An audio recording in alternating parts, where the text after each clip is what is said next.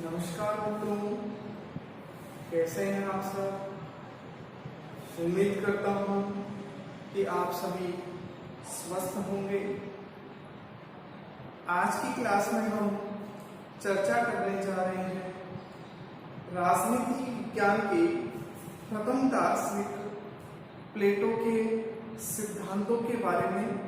और सिद्धांतों की इस श्रृंखला में जब हमारी पहली क्लास हुई थी, उस पहली क्लास में हमने प्लेटो का न्याय सिद्धांत देखा और हम आज की क्लास में प्लेटो का शिक्षा सिद्धांत देख रहे हैं।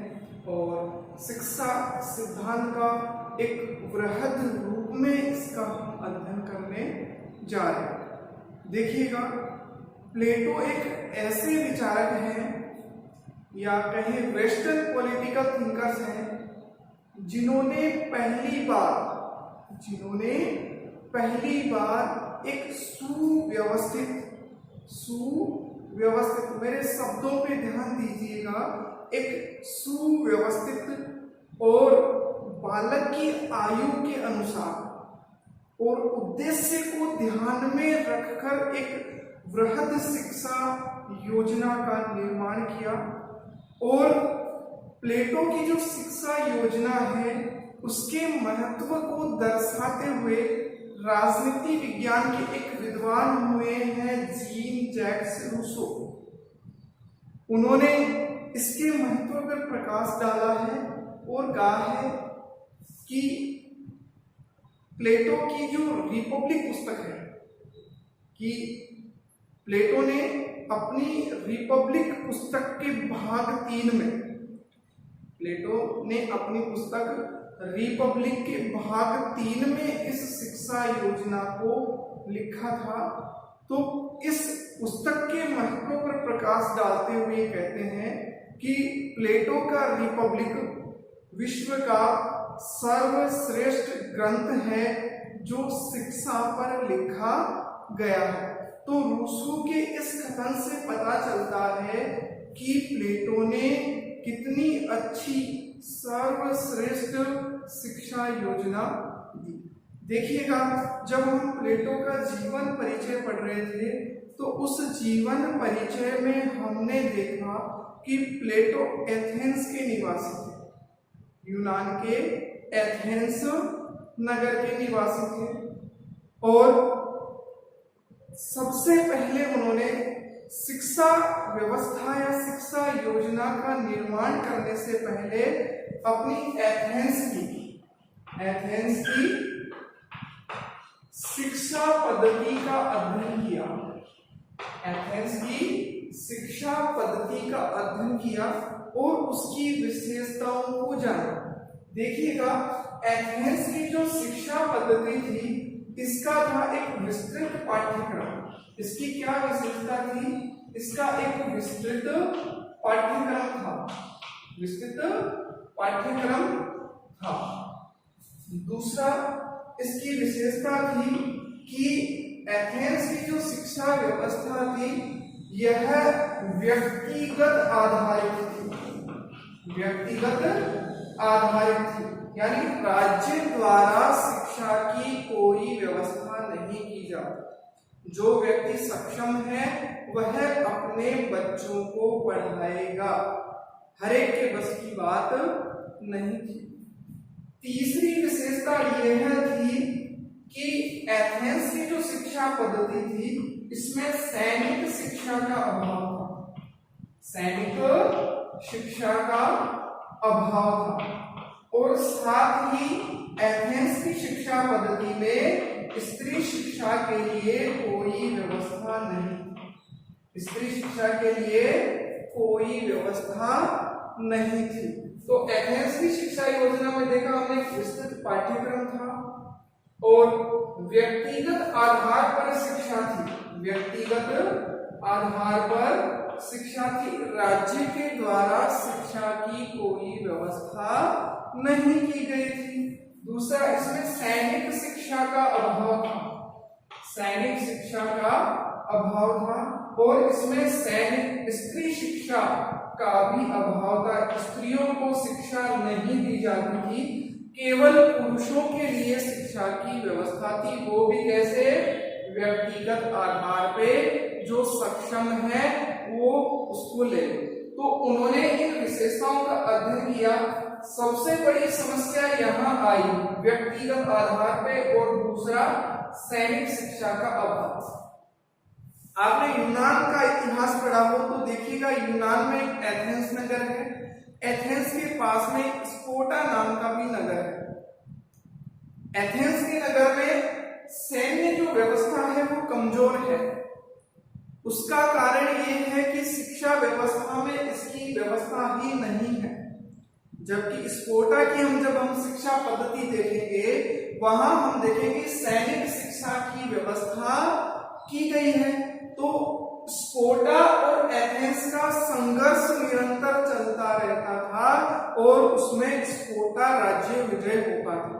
तो प्लेटो ने सोचा कि एक ऐसी शिक्षा व्यवस्था का निर्माण किया जाए जिससे एथेंस की रक्षा हो सके और स्पोर्टा के आक्रमण को रोका जा सके। तो सबसे पहले हमने एथेंस की शिक्षा व्यवस्था को देखा।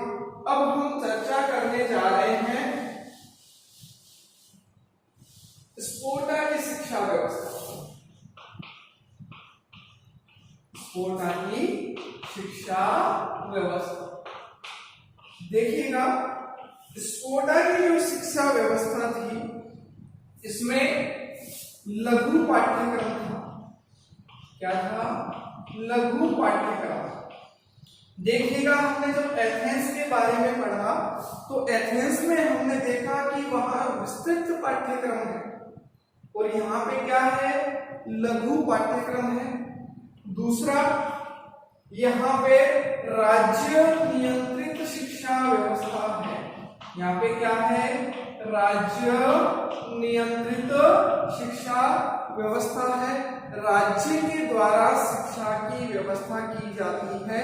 जैसे कि हमने वहां पे एथेंस में देखा था, शिक्षा का आधार क्या है? व्यक्तिगत आधार पे शिक्षा दी जाती थी। यहाँ पे राज्य नियंत्रित है। तीसरा, स्पोर्टा में सैनिक प्रशिक्षण की भी व्यवस्था है। सैनिक प्रशिक्षण की भी व्यवस्था है। कहाँ पे? स्पोर्टा की शिक्षा व्यवस्था में। चौथी विशेषता इसकी ये थी कि वहां स्त्री और पुरुषों दोनों को समान रूप से शिक्षा ग्रहण कर सकते थे। तो प्लेटो ने क्या किया कि जब हमने एथेंस की विशेषताएं पढ़ी तो एथेंस की विशेषताओं से उन्होंने लिया विस्तृत पाठ्यक्रम।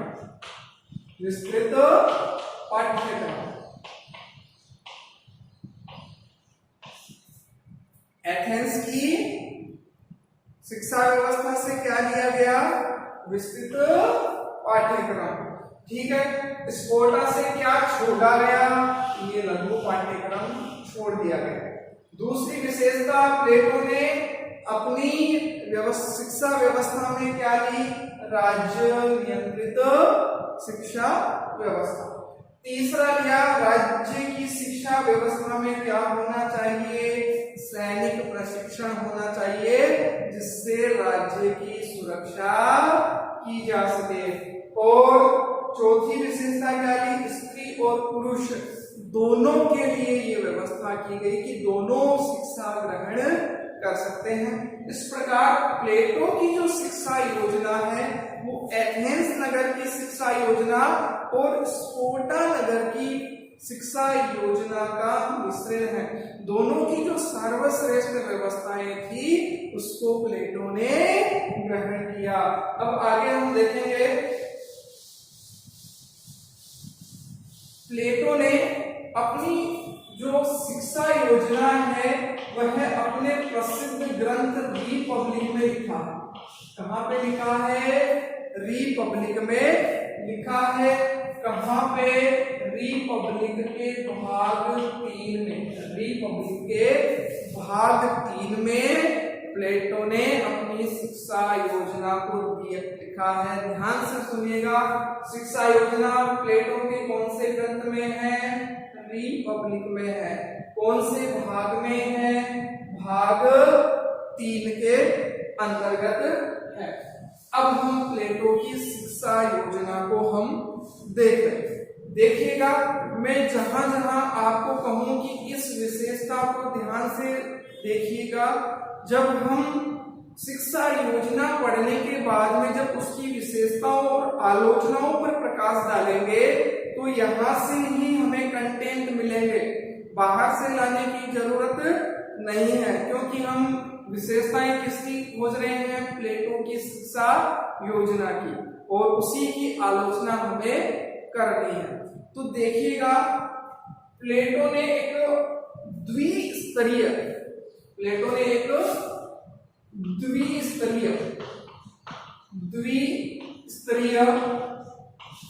शिक्षा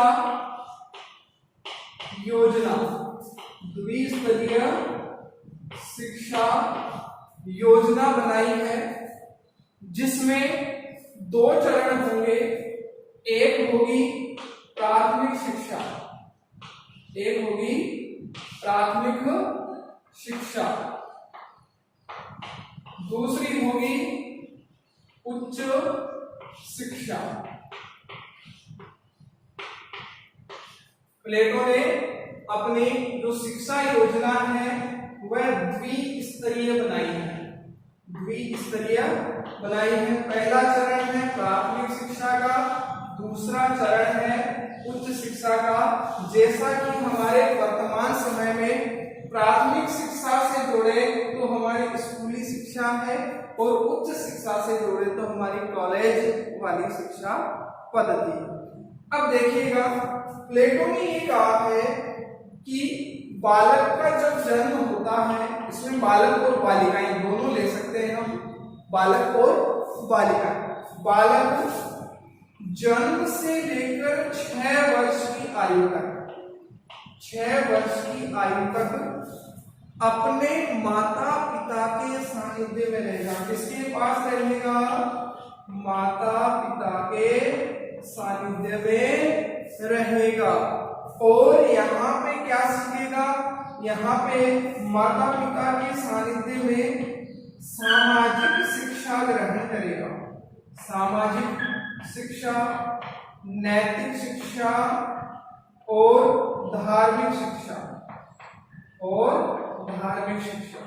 यानी बालक जन्म से लेकर 6 वर्ष की आयु तक, ध्यान दीजिएगा मेरे शब्दों पे, मैंने कहा बालक जन्म से लेकर 6 वर्ष की आयु तक अपने माता पिता के सानिध्य में रहेगा, और उनके सानिध्य में क्या सीखेगा?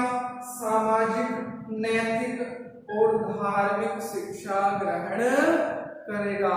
ध्यान से एक बार और सुनिएगा, जन्म से 6 वर्ष की आयु तक इनके पास रहेगा, माता पिता की सानिध्य में रहेगा। ऐसे पढ़ोगे प्लेटो का शिक्षा सिद्धांत आने वाले कई सालों तक आप नहीं पढ़ोगे। जब भी आपको सुनने को मिलेगा प्लेटो का शिक्षा सिद्धांत, आपके तुरंत दिमाग में आ जाएगा, आपको ज्यादा चिंतन करने की जरूरत नहीं पड़ेगी। तो ध्यान से सुनिएगा, जन्म से 6 वर्ष की आयु तक माता पिता के सानिध्य में रहेगा बालक।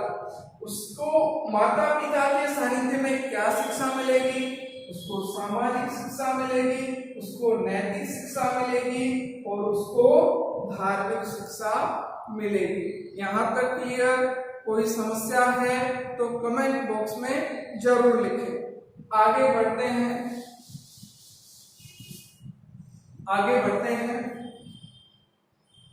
मैंने कहा जन्म से लेकर 6 वर्ष की आयु तक बालक माता पिता के सानिध्य में रहेगा। अब 6 वर्ष की आयु पूर्ण होने से पहले, या मैं कहूं 6 वर्ष की आयु में बालक को राज्य को सौंप दिया जाएगा। 6 वर्ष की आयु में बालक को राज्य को सौंप दिया जाएगा। अब राज्य को सौंपने के बाद में अब माता पिता का बालक से कोई संबंध नहीं है। अब 6 वर्ष की आयु में जब बालक को माता पिता के द्वारा राज्य को सौंप दिया जाता है, अब उसके बाद में उसकी शिक्षा दीक्षा की व्यवस्था राज्य करेगा। उसकी शिक्षा दीक्षा की व्यवस्था कौन करेगा? राज्य करेगा। जब हम प्लेटो के शिक्षा सिद्धांत की विशेषताएं पढ़ेंगे तो सबसे पहली विशेषता यही बनेगी, राज्य नियंत्रित शिक्षा व्यवस्था। ध्यान से सुनिएगा, जब हम विशेषताएं पढ़ेंगे तब ये वहां पे हमारे काम में आएगा। सब क्या है पहली विशेषता? राज्य नियंत्रित व्यवस्था की 6 वर्ष की आयु में बालक को राज्य को सौंप दिया जाएगा। अब उसकी समस्त शिक्षा दीक्षा भरण पोषण की जिम्मेदारी किसकी है? राज्य की है। अब उसका माता पिता से कोई संबंध नहीं है। ठीक है, 6 वर्ष की आयु में बालक को राज्य को सौंप दिया गया। ठीक है, अब राज्य यहाँ पे द्विस्तरीय शिक्षा योजना के अनुसार बालक को शिक्षा ग्रहण करवाए। ठीक है, कैसे? देखिएगा, प्राथमिक जो शिक्षा है वह 6 से 20 वर्ष की आयु तक, 6 से 20 वर्ष की आयु तक चलेगी। प्राथमिक शिक्षा कब तक चलेगी? प्राथमिक शिक्षा चलेगी क्योंकि 6 वर्ष की आयु में बालक को सौंपा जा रहा है, तो 6 से 20 वर्ष की आयु तक बालक को प्राथमिक शिक्षा दी जाएगी। ठीक है, उसके बाद में 20 वर्ष की आयु में 20 वर्ष की आयु में एक परीक्षा का आयोजन होगा। क्या होगा? परीक्षा का आयोजन होगा। ध्यान से देखिएगा, कहां पे? 20 वर्ष की आयु में, 20 वर्ष की आयु में बालक की आयु है, ये ध्यान रखिएगा। 20 वर्ष की बालक की आयु में परीक्षा का आयोजन होगा। परीक्षा में जो सफल हो जाएंगे वो उच्च शिक्षा ग्रहण करने जाएंगे। उच्च शिक्षा है बालक की 20 वर्ष की आयु से लेकर 35 वर्ष की आयु तक, 35 वर्ष की आयु तक। ठीक है, हमने ये देखा प्राथमिक शिक्षा कब से कब तक है? बालक की 6 वर्ष की आयु से लेकर 20 वर्ष की आयु तक बालक को प्राथमिक शिक्षा दी जाएगी और 20 से 35 वर्ष की आयु तक बालक को उच्च शिक्षा दी जाएगी। ठीक है, एक बार हम इस परीक्षा को हटा देते हैं। सबसे पहले हम प्राथमिक शिक्षा की बात करते हैं। देखिएगा, प्राथमिक शिक्षा को भी 2 भागों में बांटा गया है। प्राथमिक शिक्षा को भी 2 भागों में बांटा गया है, प्रथम चरण और द्वितीय चरण। प्रथम चरण और द्वितीय चरण। ठीक है, प्रथम चरण बालक की आयु से 6 से 18 वर्ष की आयु तक रहेगा।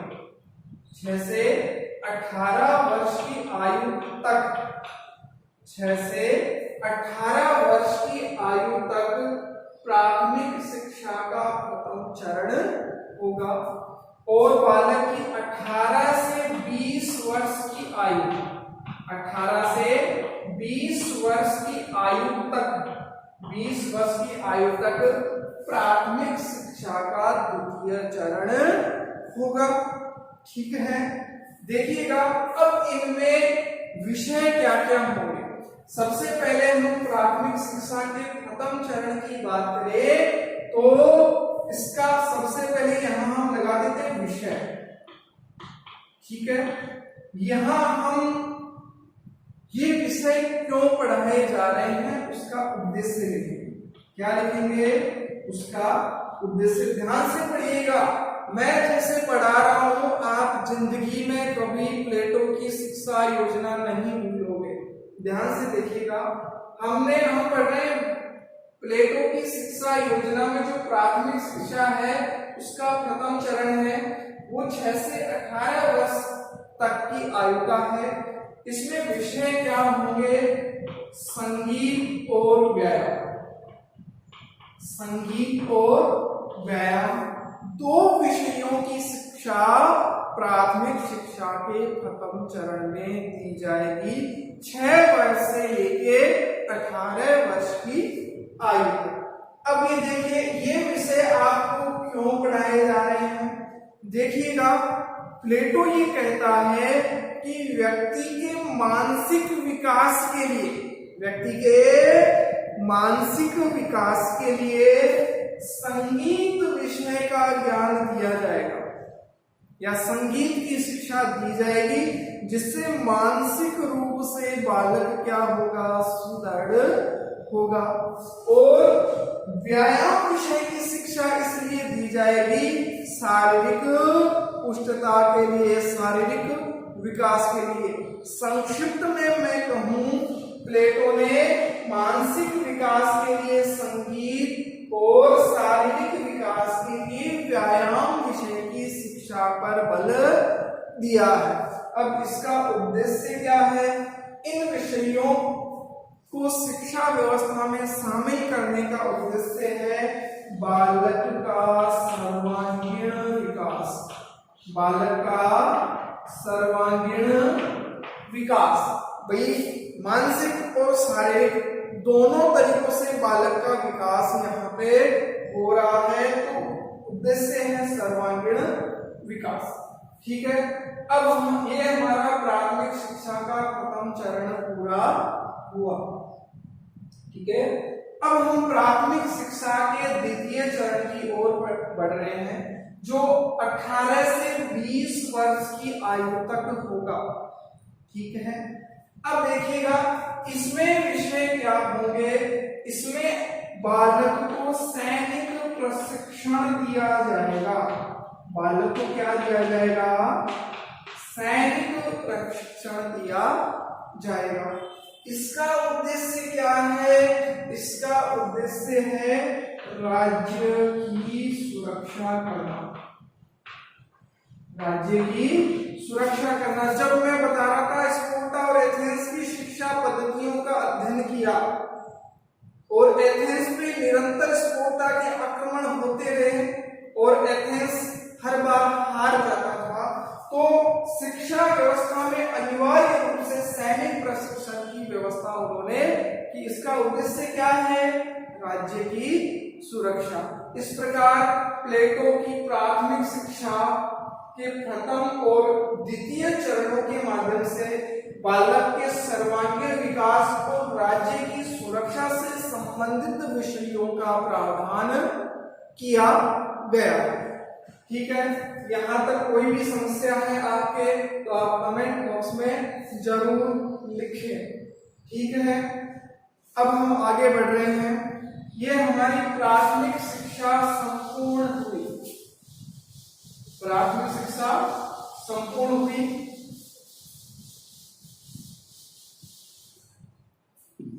बीस वर्ष की आयु में, 20 वर्ष की आयु में जब प्राथमिक शिक्षा पूर्ण होगी, एक परीक्षा का आयोजन किया जाएगा। क्या किया जाएगा? परीक्षा का आयोजन किया जाएगा।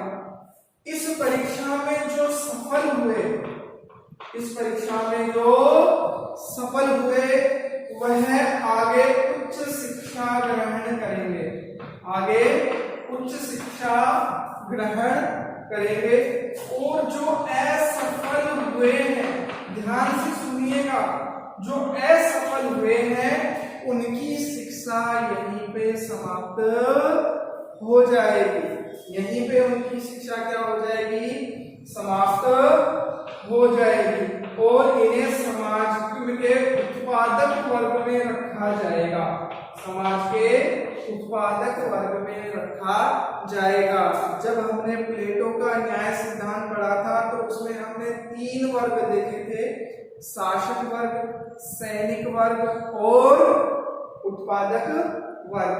जो प्राथमिक शिक्षा में अपन अनुत्तीर्ण हो जाएगा उसकी शिक्षा यहीं पे समाप्त हो जाएगी और उसे उत्पादक वर्ग में रखा जाएगा। और जो सफल हो गए वो कहाँ जाएंगे? उच्च शिक्षा ग्रहण करेंगे। ठीक है, यहां तक कोई समस्या नहीं, हम आगे बढ़े हैं। ठीक है, अब हम उच्च शिक्षा के बारे में देखें।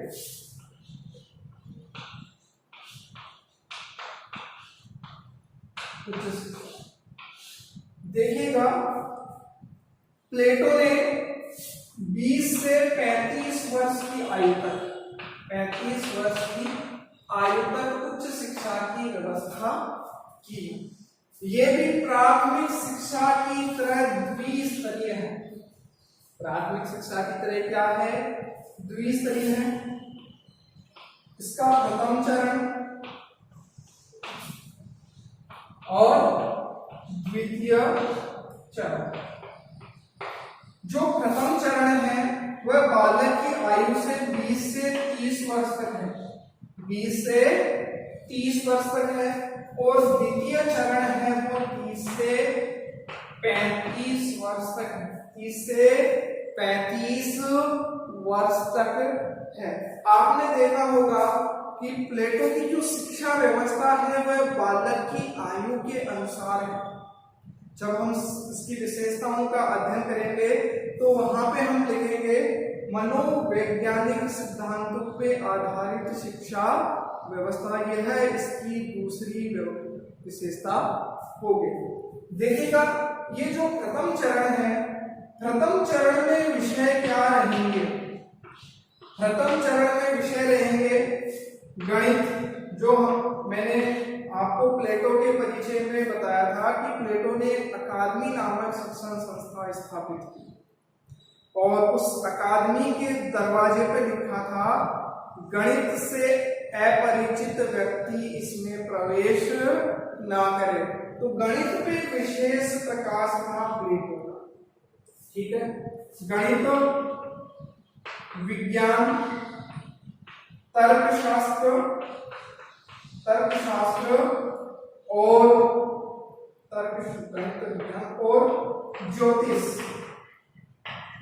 ज्योतिष की शिक्षा उन्हें दी जाएगी। किन किन विषयों की? गणित, विज्ञान, तर्कशास्त्र और ज्योतिष। इन विषयों का ज्ञान देने का उद्देश्य क्या है?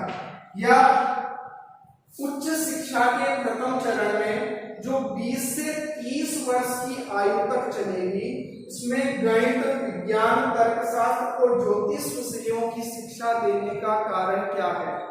प्लेटो यहाँ कहता है कि ये लौकिक विषयों का ज्ञान है। किसका है? लौकिक विषयों का ज्ञान है, इन्हें ग्रहण करना पड़ेगा। पहले बालक का सर्वांगीण विकास किया, फिर राज्य की सुरक्षा की और फिर लौकिक विषयों का ज्ञान उसे दिया गया। ये क्या है? उच्च शिक्षा का प्रथम चरण जो 20 से 30 वर्ष की आयु तक चलेगा। गणित, विज्ञान, तर्कशास्त्र ज्योतिष, इनका ज्ञान दिया जाएगा। उद्देश्य क्या है? लौकिक विषयों का ज्ञान देना या लौकिक विषयों में उन्हें पारंगत कर। देखिएगा, 30 वर्ष की आयु में 30 वर्ष की आयु में एक परीक्षा का आयोजन किया जाएगा। इसका आयोजन किया जाएगा, परीक्षा का आयोजन किया जाएगा। देखो, प्लेटो की शिक्षा व्यवस्था में 2 बार परीक्षा का आयोजन हो रहा है। प्रथम बार 20 वर्ष की आयु में और द्वितीय बार 30 वर्ष की आयु में इस परीक्षा का आयोजन किया जाएगा। और इस परीक्षा में जो सफल बालक हैं, इस परीक्षा में जो सफल बालक हैं, ये उच्च शिक्षा के द्वितीय चरण के लिए आगे जाएंगे। जो सफल हो गए वो द्वितीय स्तर की शिक्षा व्यवस्था ग्रहण करेंगे 30 से 35 वर्ष। और ये जो है द्वितीय चरण है, ये दार्शनिक राजा बनाने के लिए, इसके लिए है दार्शनिक राजा बनाने के लिए है। ठीक है, सफल हो गए तो वो उच्च शिक्षा ग्रहण करेंगे, कौन सी, द्वितीय स्तर की। ठीक है, जो असफल हो गए वो क्या बनेंगे, राज्य के अधिकारी और सैन्य प्रमुख, या सैनिक कह सकते हैं अपन, सैनिक कह सकते हैं। जो सफल हो गए वो द्वितीय चरण की शिक्षा ग्रहण करेंगे, और जो असफल हो गए वो राज्य के अधिकारी और सैनिक बन जाएंगे और राज्य में अपनी सेवाएं देंगे। ठीक है, जैसा कि मैंने बताया परीक्षा में जो सफल हो रहा है वो आगे की शिक्षा ग्रहण करेगा, यानी द्वितीय चरण में वह प्रवेश करेगा। और द्वितीय चरण में बालक की आयु से 30 से 35 वर्ष की आयु। ठीक है, यहां तक कोई समस्या? और देखिए ये जो उच्च शिक्षा का जो उद्देश्य है यह दार्शनिक राजा का निर्माण करना है। हमने न्याय सिद्धांत में पढ़ा था जिसमें बुद्धि गुण की प्रधानता होगी या विवेक गुण की प्रधानता होगी, वह क्या बनेगा, दार्शनिक राजा बनेगा। और दार्शनिक राजा किसके माध्यम से बनेगा, प्लेटो की शिक्षा योजना के माध्यम से बनेगा। अब यहाँ पे द्वितीय चरण है जो 30 से 35 वर्ष की आयु तक है, इसका शिक्षण विषय क्या होगा, इसका शिक्षण विषय होगा दर्शन शास्त्र और द्वंद्व शास्त्र। ठीक है, प्लेटो दर्शन शास्त्र और द्वंद्व शास्त्र की जो शिक्षा देने की व्यवस्था कर रहा है द्वितीय चरण में, इसका उद्देश्य क्या है, इसका उद्देश्य पारलौकिक विषयों का ज्ञान करवाना है।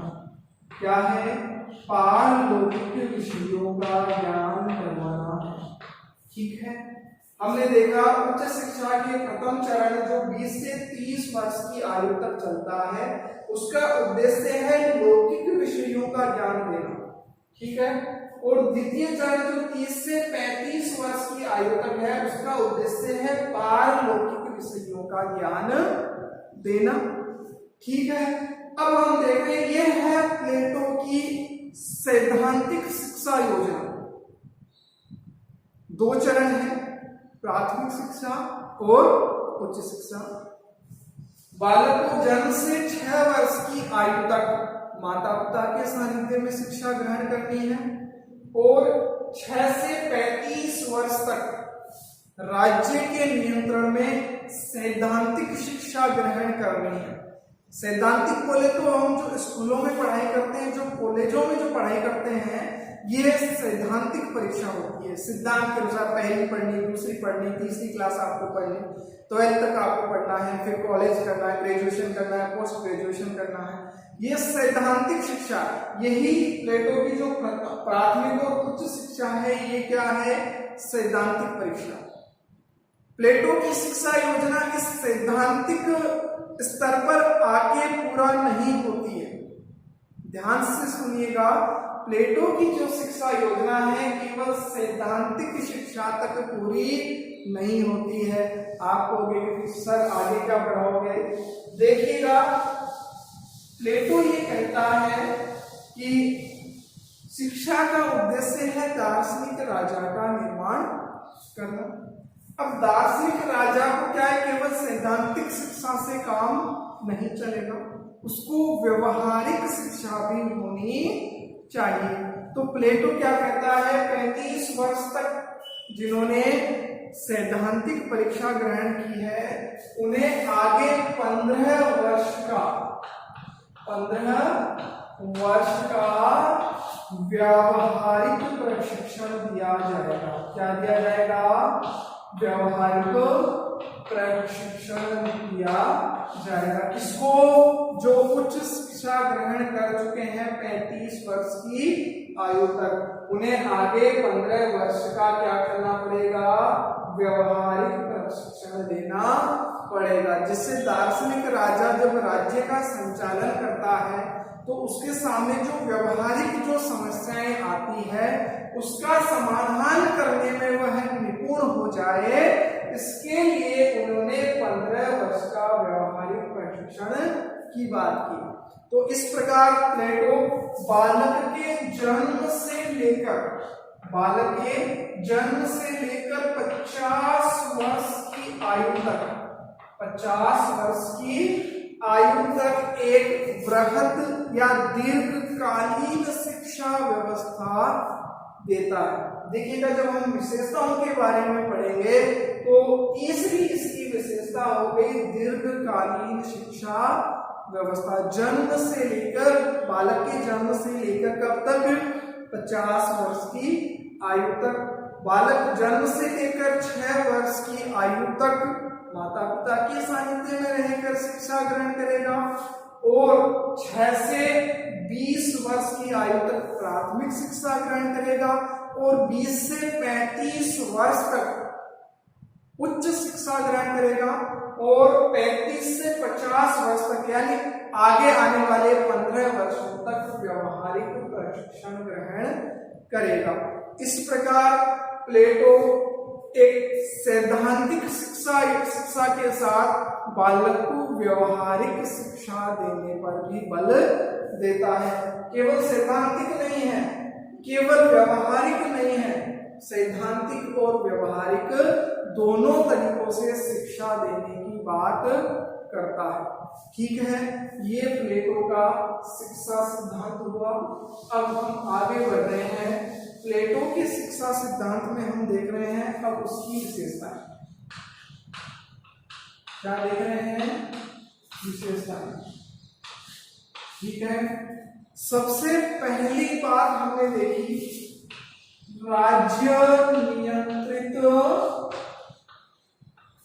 शिक्षा व्यवस्था। राज्य नियंत्रित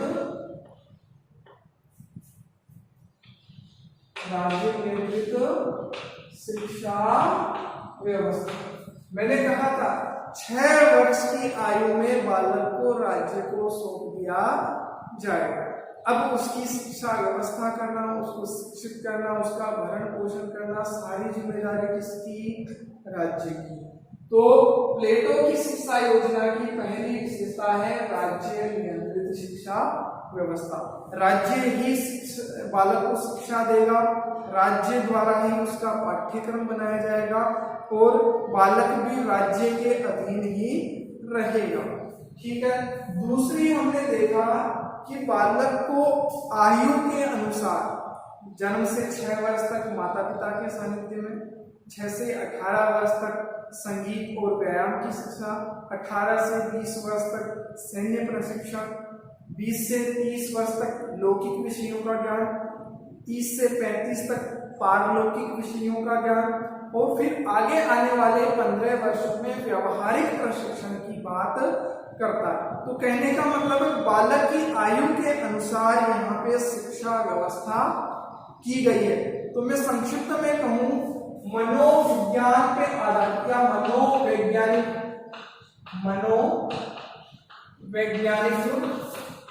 सिद्धांतों पर आधारित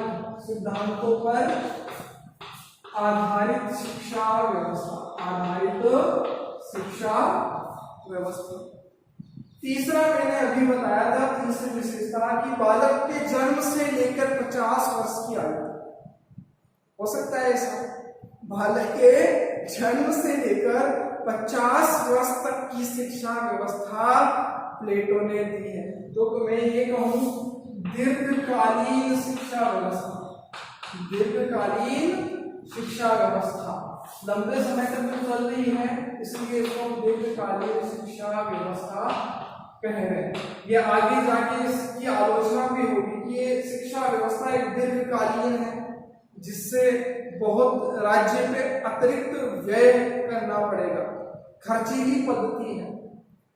चौथी विशेषता यहाँ पे हम ये लिखेंगे कि हमने प्राथमिक शिक्षा के प्रथम चरण में देखा बालक के मानसिक विकास के लिए क्या? संगीत, शारीरिक विकास के लिए व्यायाम, ठीक है, राज्य की सुरक्षा के लिए सैन्य प्रशिक्षण, लौकिक विषयों का ज्ञान और पारलौकिक विषयों का ज्ञान। इस प्रकार प्लेटो की जो शिक्षा योजना है ये बालक का सर्वांगीण विकास करती है। बालक का क्या करती है? सर्वांगीण विकास करती है। पांचवी हम विशेषता देख रहे हैं स्त्री और पुरुष दोनों के लिए शिक्षा। ये हमने देखा था प्लेटो ने एथेंस की स्पोर्टा की शिक्षा व्यवस्था से लिया था। स्त्री और पुरुष दोनों के लिए शिक्षा व्यवस्था, दोनों के लिए शिक्षा व्यवस्था। ठीक है, अब हम आगे बढ़ रहे हैं। देखिएगा प्लेटो ने जो शिक्षा व्यवस्था दी है उस शिक्षा व्यवस्था को शुरू से लेकर अंत तक संपूर्ण राज्य के लिए नहीं है, केवल समाज के संरक्षक वर्ग के लिए, समाज के संरक्षक वर्ग के लिए। हमने देखा था कि जो उच्च शिक्षा है, उच्च शिक्षा में जो पास होंगे 30 वर्ष की आयु में जो परीक्षा आयोजित होगी उसमें अधिकारी बनेंगे और आगे जो उच्च शिक्षा का द्वितीय चरण ग्रहण करेगा वो दार्शनिक राजा बनेगा। तो समाज के केवल संरक्षक वर्ग को, यानी जो राज्य संचालित करने वाले जो लोग हैं उनको ही संपूर्ण शिक्षा देने की बात की गई है। तो संरक्षक वर्ग को ही ये शिक्षा देने की बात कर रहा है। ये हम जब आलोचनाएं पढ़ेंगे तो ये आलोचनाओं में भी ये बिंदु आएगा। ठीक है, फिर हमने देखा प्राथमिक शिक्षा और उच्च शिक्षा, यानी ये हमने देखा सैद्धांतिक शिक्षा योजना। प्लेटो सैद्धांतिक के साथ साथ और क्या दे रहा है? अभी मैंने बताया था सैद्धांतिक शिक्षा के साथ व्यावहारिक शिक्षा की भी व्यवस्था, व्यावहारिक शिक्षा की भी व्यवस्था ही करता है। हमने देखा कई जो शिक्षा योजनाएं हैं, शिक्षा व्यवस्थाएं हैं, वो केवल सैद्धांतिक शिक्षा की बात करता है। प्लेटो ने सैद्धांतिक के साथ साथ व्यवहारिक शिक्षा को भी अपनी शिक्षा योजना में स्थान दिया। अंतिम लिख रहे हैं द्विस्तरीय सैद्धांतिक परीक्षा, द्विस्तरीय शिक्षा योजना। अब ये आप समझ गए होंगे प्राथमिक शिक्षा और उच्च शिक्षा। ठीक है, ये प्लेटो की शिक्षा सिद्धांत की विशेषताएं हो गई। यहाँ आपकी कोई समस्या है तो कमेंट बॉक्स में जरूर लिखिए जिससे समाधान हो सके। देखिएगा यदि आप इस तरीके से यदि शिक्षा योजना को पढ़ोगे, मैं ये कहता हूं आजीवन आप कभी भी इस शिक्षा योजना को नहीं भूलोगे। ठीक है, इसको आप लिख लीजिएगा, 1 मिनट का समय है आपके पास।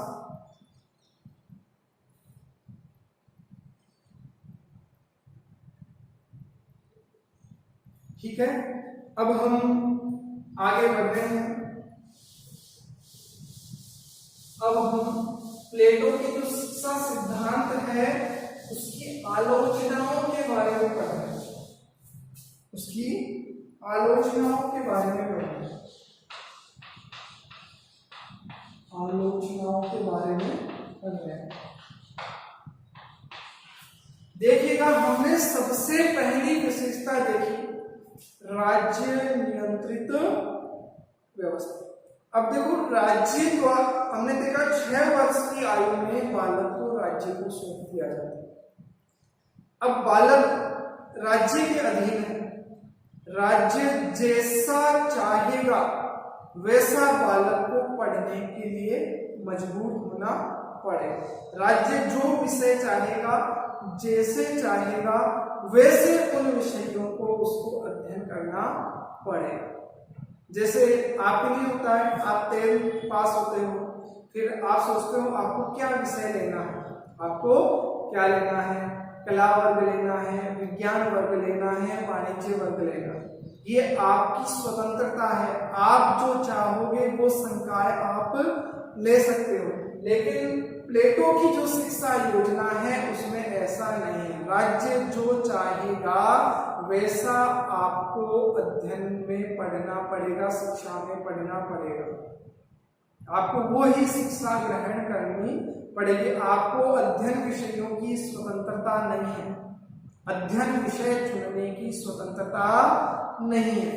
तो ये कहेंगे पहली जो आलोचना है ये अलोकतांत्रिक सिद्धांत है।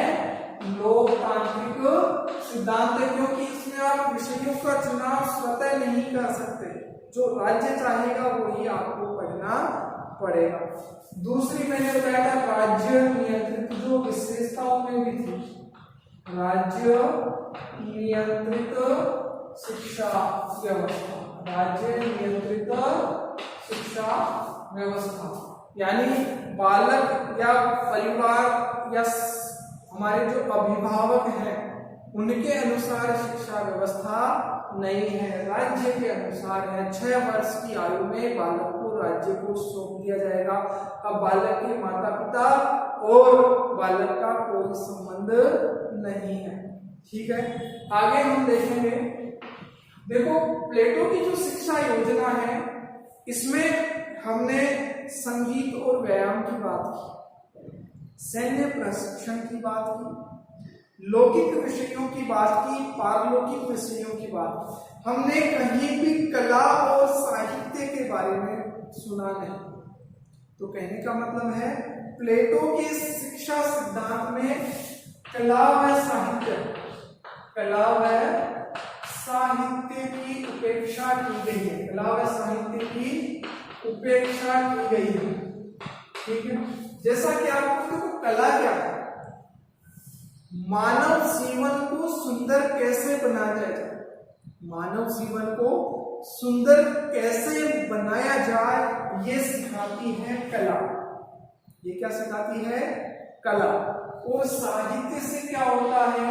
बालक के मस्तिष्क का विकास होता है, एक सृजनात्मक शक्तियों का विकास साहित्य से होता है, क्योंकि साहित्य में एक कल्पना की उड़ान होती है। सपने देखने की जो इच्छा है, सपने देखने का जो साहस है वो साहित्य से मिलता है।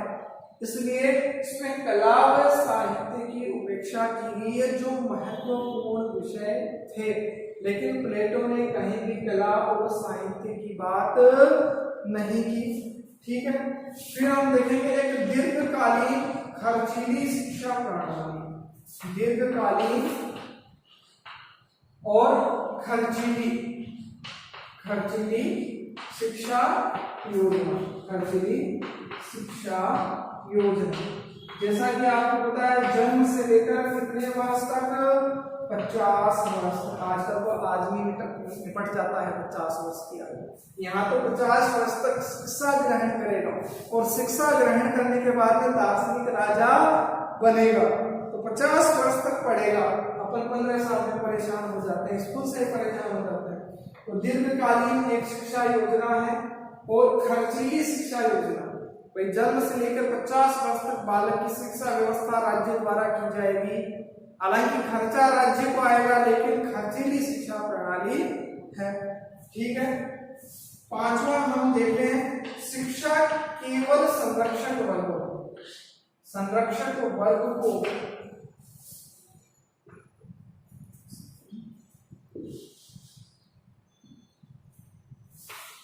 शिक्षा केवल संरक्षक वर्ग को।